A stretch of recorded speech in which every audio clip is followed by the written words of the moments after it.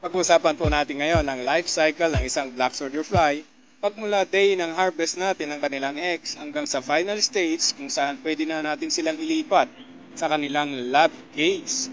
Ganito ang itsura ng day 2 from hatching na larvae. Kung makikita po natin, isa namumuti.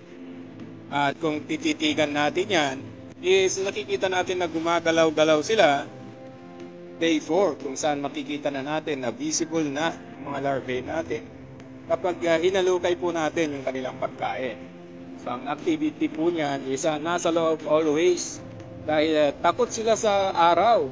So dapat po pag naglalagay tayo niyan is mas maganda yung madilim na kanilang lugar.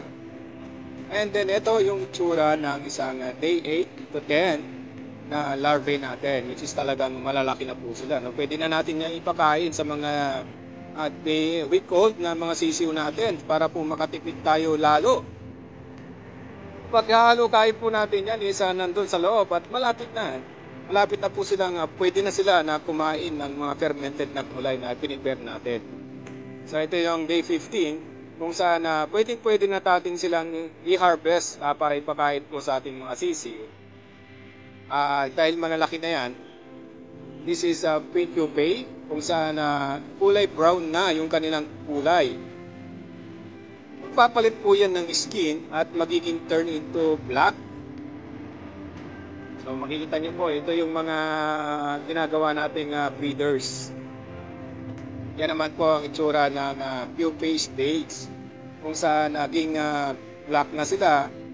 During pupae stage, hindi na po sila kakain. Paghahanap na lamang yan ng madilim at dry na lugar kung saan ihinto po silang gumalaw at magpe-prepare na sila para maging fly.